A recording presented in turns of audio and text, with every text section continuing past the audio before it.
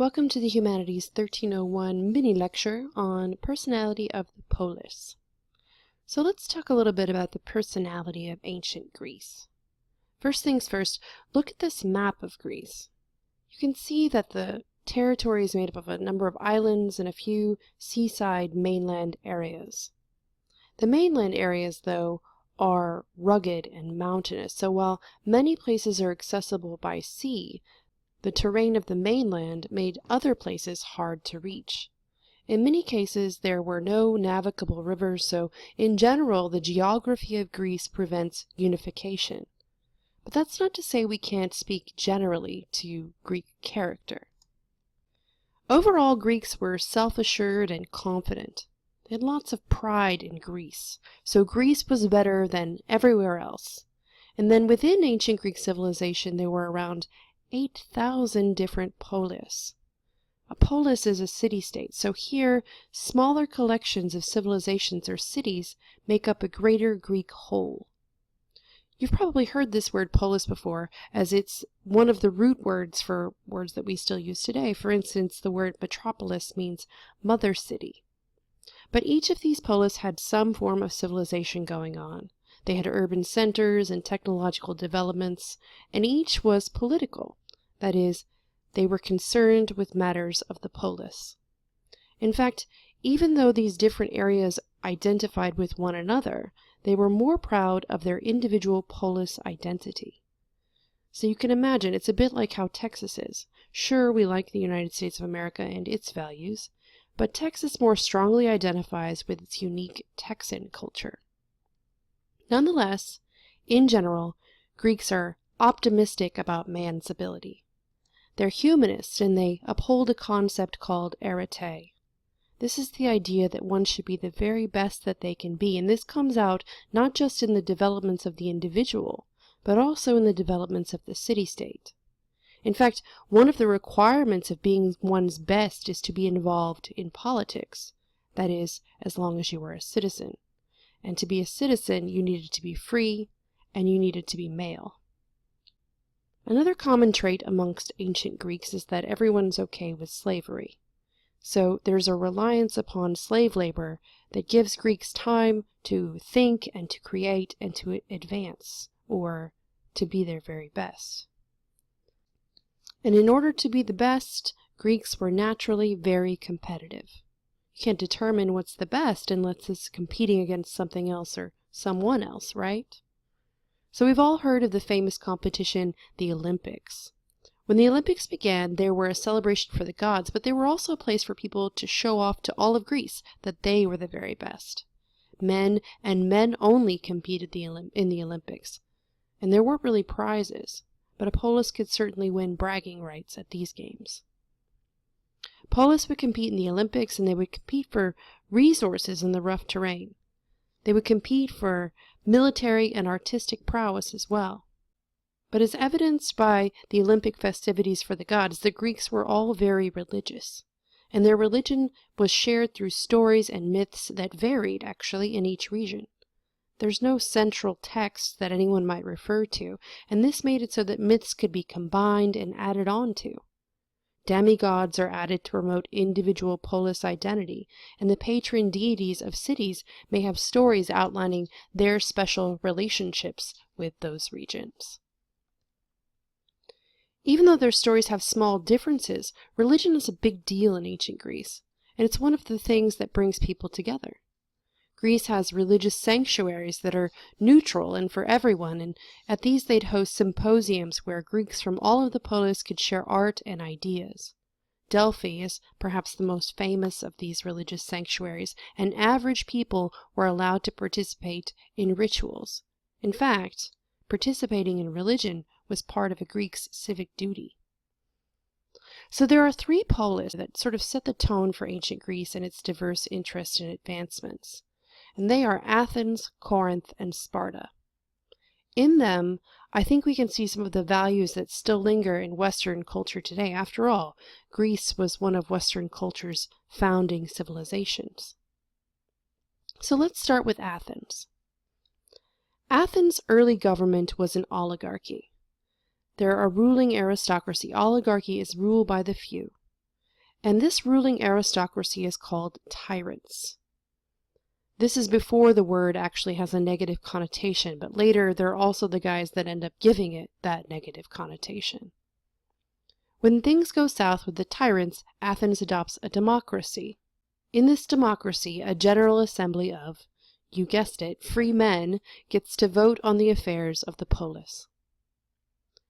In addition to that cool democracy thing they developed, Athens was also well situated geographically. They had a hilltop acropolis which made their polis easier to defend and gave them access to both sea and land. They were pretty strong traders, and their naval forces were state-of-the-art.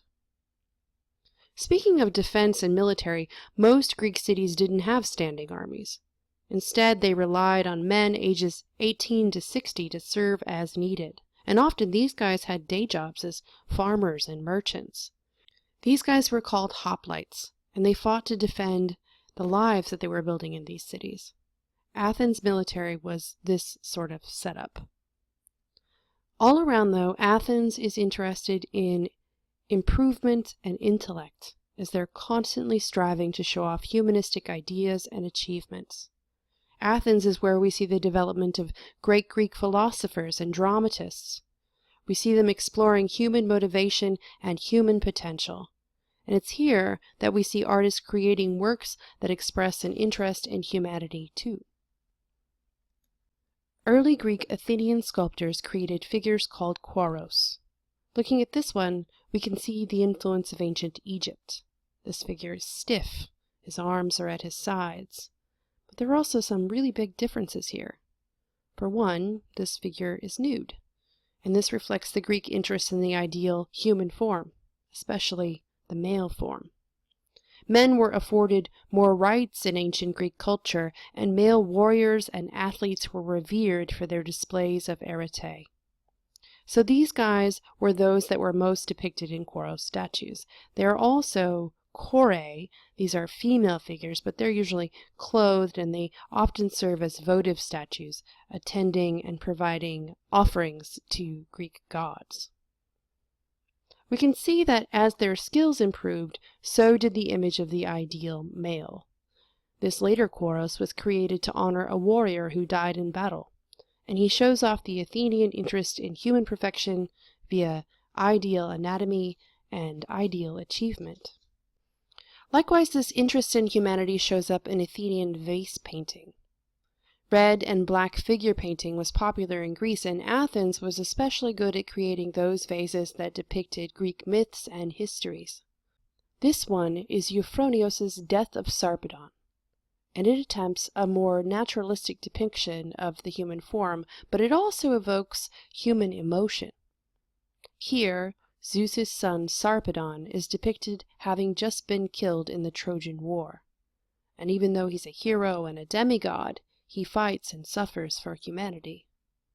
His body is idealized, and there is careful attention to detail, but his figure lies naturalistically limp, as he's overcome by his wounds and carried away by figures that represent sleep and death. Here there is tragedy, and along with an exploration of greatness via the human form and ideal warriorship, there is also an intellectual exploration of human emotion and the consequences of war. Corinth is another influential Greek polis, and Corinth also has a pretty distinct personality. Like Athens, Corinth began as an oligarchy, and later it converted to a polis that was governed by an assembly.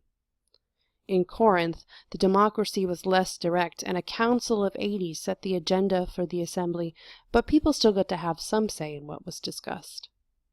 Also, like Athens, Corinth is defended by hoplites, so people are invested in defense.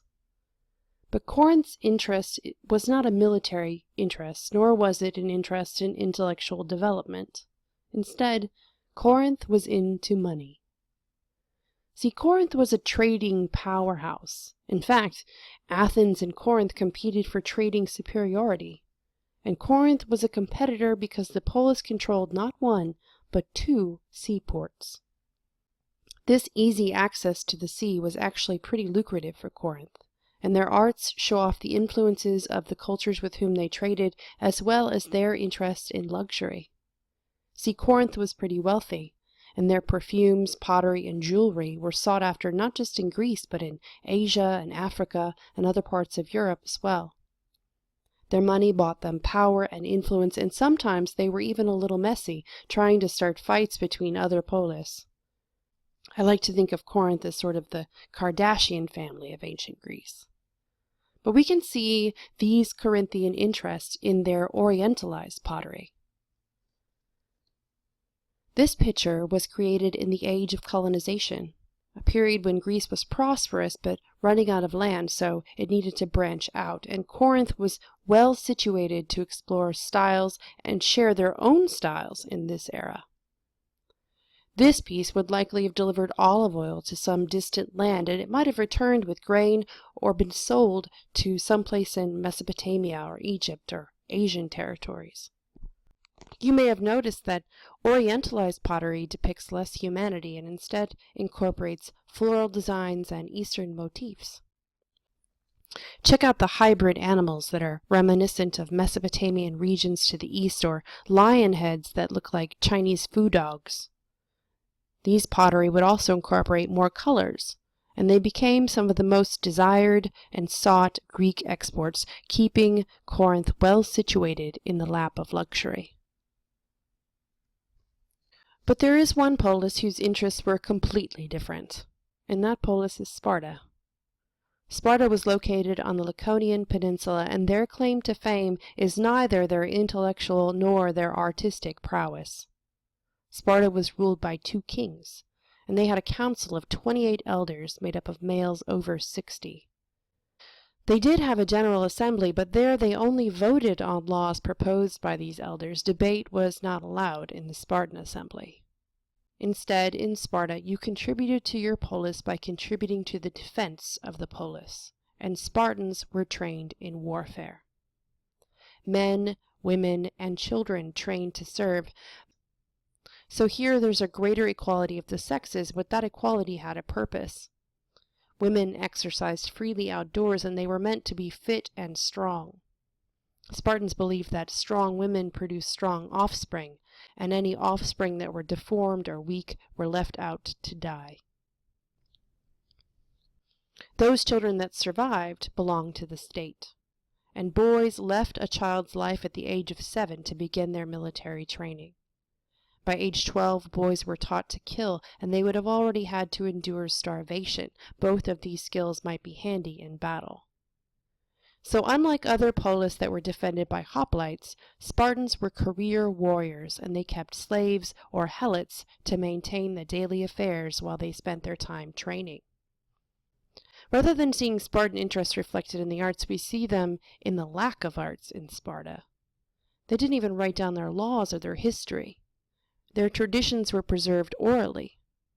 Still, they continue to fascinate us. There are words we use today that reference this polis. The word Spartan means bare or unadorned, like a college student's apartment. And the word laconic means using few or no words. You can use those words, go ahead, to impress your friends. So there you have the briefest of impressions about these ancient polis and their cultural expression. There's a bit more on them in your textbook, but with the personalities of these polis, hopefully you've got some insight into the character of ancient Greece.